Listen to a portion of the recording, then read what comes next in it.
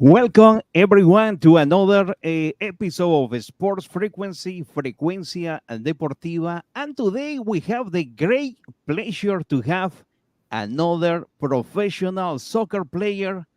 Ladies and gentlemen, this time we have we are so excited. We are so excited. Today we have straight from Hamilton and from our Forge FC. Let's welcome the one and only Alexander Achinioti-Jonsson with a big round of applause. That one's for Thank you, you. my friend. Thank you. Alex, before we start the show, we have to thank the management from Forge FC to make this interview possible. But please, how are you feeling today? I'm doing well, thanks. The weather's good outside and it's hot and nice, so I'm good. How are you doing? But please, can you introduce yourself a little bit more? Yeah, sure. My name is, like you said, Alexander Achinioti-Jonsson. I'm from Sweden. Played professional now for 9 years. This is my fourth year that I played in Forge here in Canada. Central midfielder, but this year I played a lot of center back. So yeah. Let's go back on time, my good friend Alexander. Let's go back to 2019 when you your first arrival to Hamilton. Give us your first impressions. Well, I arrived in beginning of March, and I'm not used to that much snow, not in March at least. So that was a big shock. It was very, very gray and snowy and cold, and it was a lot of early mornings with practice. I didn't see much of Canada at all. I mostly just saw the hotel room and the facilities. So it Uh-huh. was it was tough in the beginning, the transition. Do you still remember April 27, 2019? I do, yes. That was a great game, the inaugural game, when we had, I think there was 17,000 here at Tim Horton Field. Could that be right? Exactly. And you still remember that was probably your first professional appearance for Forge against York Knight at that time, York Knight FC? Yeah, yeah, exactly. That was the first one.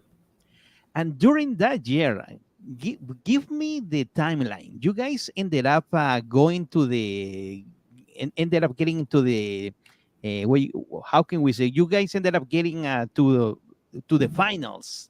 You guys Yeah, play against Calvary. Isn't that excited for you in your first year to have the first Canadian Premier League finals? yeah, definitely. We had that, and we also had the CONCACAF games where we went to Guatemala and to Honduras that year, I think, which were great experiences and nothing I really thought I'd do. When I moved over to Canada, I didn't really count on that being a thing, but that was really cool. When you on your first year, now you are one of the leaders of the team. But on your first year, how you ended up building yourself, or how you ended up getting into the team? Um, it was a little tough, but everyone here is so welcoming and nice, so they made the transition easier. And a lot of the guys knew each other from before, right? A lot of them played together at Sigma in Bobby's academy there, so they were not like fully a team yet, but they had a good connection and everything, which also made it easy for me to get integrated into that because there were a bunch of players that already knew each other and knew who they were. So no, it's that definitely helped a lot. And how was your first impression with the coach? Because as soon as you see Bobby, sometimes he might seem a little upset all the time, but until you start knowing him, he, what went through your head? Um, that's I can't really remember my first impression of him, but yeah, he can seem a bit mad sometimes from the outside, but he's a lot calmer in the locker room and very what's the word? He's very good at teaching and explaining, kind of. So obviously we're doing a lot of video and stuff where we're analyzing stuff, and it's uh, it's good to see his tactical like sense and his eye for what's missing in games. It's easy for him to explain it as well. let's go to 2020. You guys went to another finals, this time against HFX Wanderers. You still remember that year? Yeah, I do. It was a COVID year, the first year.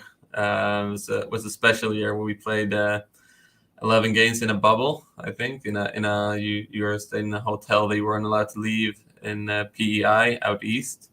It was definitely an experience. And now let's go to the 2021. You recently have another multi-year deal with the team. It means you are one of the leaders now. It means like they believe on you. They want you to be there. Yeah, I think so, and I think I've grown a lot during these 4 years that I've been here as well. And we kind of have a core as well that's been here from the beginning and knows the culture of the club. So I also try to pass that culture on to whatever new players that come along, that we are hard work and we don't just work on the field. We work hard off the field, take care of our bodies, and there's a certain standard when you play for Force that you gotta follow. As one of the leaders of the team, besides yourself, is any other besides Kyle, any other besides Borges, any other uh, team member that you might believe is one of the leaders too? Yeah, we have Daniel as well, who's been injured this year, and that's obviously been a big part of us every year, and a big part for this league. The best center back in this league for 3 years now. So he's obviously a big piece for us. And then you have Ashton Morgan coming in this year as well. He's got a lot of experience, and no, we got a good mix of younger leaders and then people with a lot of experience that also can teach a lot. So it's a good kind of mix. Perfect. Now let's go to 2022. This year, you guys are number one in the league with 38 points. Let's go back to July 19, Forge against FC Edmonton. You guys in the first half, you guys almost killed them. Uh, Give us your impression at that moment. Well, I think that's what you want to do every game, right? Going in halftime and you've performed that well. But I think we had a stretch of games where we did perform very well and the confidence was sky high. But during season, it always goes up and down, right? You know you're gonna have a couple of dips. No one just goes straight to the top and never wavers. It goes up and down, and that was obviously one of our better periods of this season so far. Now let's go to July 23, Forge against Valor. You guys ended up having another great win, and we saw a little change in the field. We saw Alex from playing all the way at the back in the midfield. Give us your that excitement. You were so excited when Bobby told you gotta switch a little bit. Um, yeah, I mean, naturally, I'm a I'm a midfielder, so I always love going back into the midfield. But center back is also a great experience. I think you learn a lot seeing the field from different angles and kind of learning and adjusting to playing in different position. I think that makes me better as a soccer player in general. But yeah, no, it's fun. I like both. All the way from the press box, I go, wow, he doesn't look so rusty to play as a midfield. You were amazing. For one moment, I was going to jump all over the stadium and congratulate you. Yeah, thank you. Now let's go back to you guys were gaining points. You guys unbeatable. And what happened? For one moment, I ended up bringing people to see you guys all the way to Calgary. I was expecting you guys to win. Can you tell me what happened at Calgary? And you guys ended up having like a little hard time with them. And take us through that moment.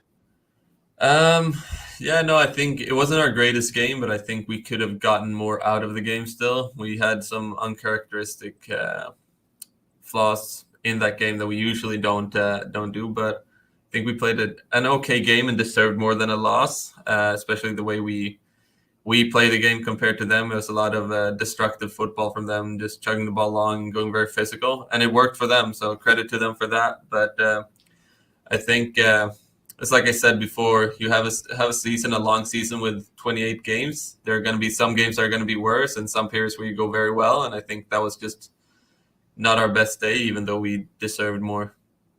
You were surprised when you didn't see Noah Jensen and Campbell on the starting 11?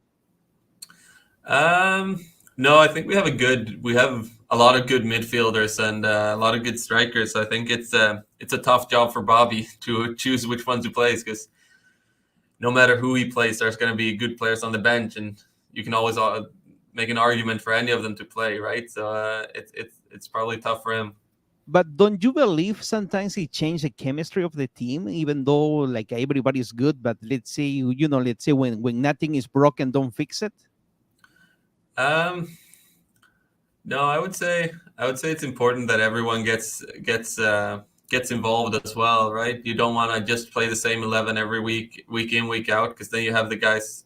You kind of divide the starting 11 from the other guys, right? Now you get a healthy kind of mix of everyone playing. Everyone is in the loop and contributing, and I think you can. If you look who scores goals for us, it's a lot spread out over the sheet. And I think Noah scored two, Abu has scored two.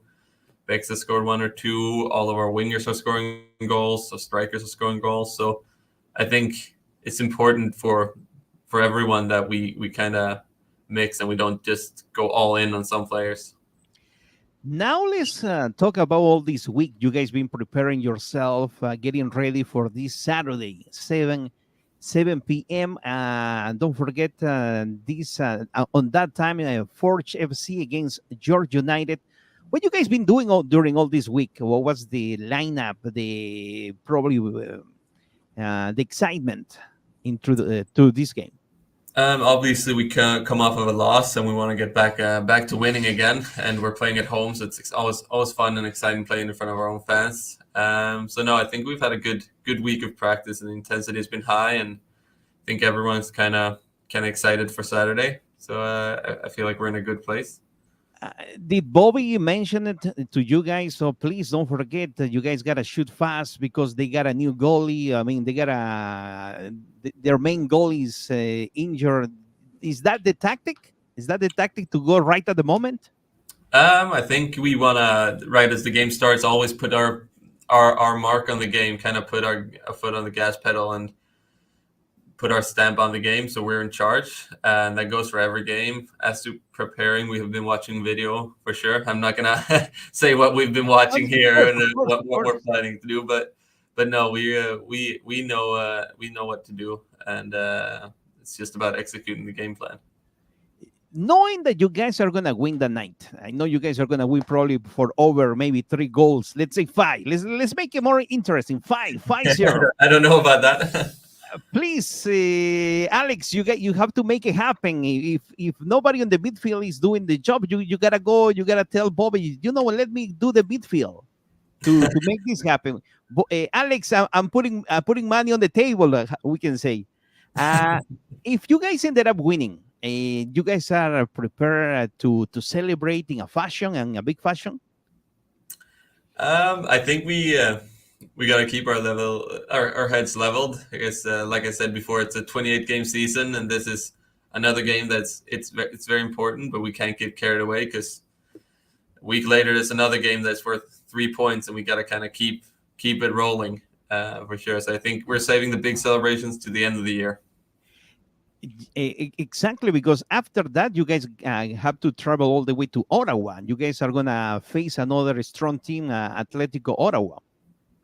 Yeah, exactly. Yeah. Perfect. Alex, thank you for being here tonight, today on the show. We know that we only have few little minutes left, but can you invite the fans to come and see you this Saturday, please? Oh yeah, for sure. Yeah, it's Team Hornsfield, 7 p.m. Like you say on Saturday. Come, it's supposed to be great weather, great atmosphere, so we'd love to see all you guys there. And don't forget, they have the specials. They have the family pack. They have the beer special. And you forgot to mention what happened at the end of the games. What the fans can do.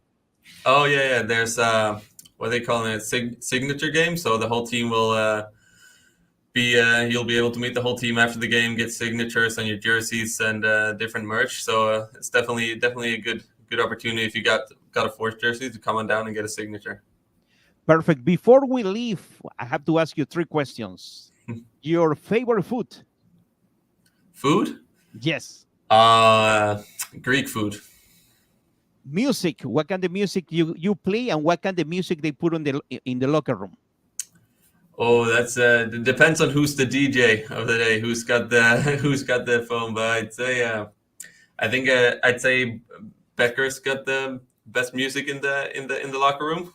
I can't tell you what kind of music he plays because it's such a mix and variety. But he's got a good mix of music. Best movie you ever watched? Best movie. I always liked Forrest Gump. I'd have to go with Forrest Gump. Perfect. Alex, thank you so much for being on the show today. We have to thank the management for make this interview possible. And Alex, we're going to say bye to you with a big round of applause. Thank you so much, Alex. Thank you. Thank you very much for having me. Take care. Bye. Have a good day. You too.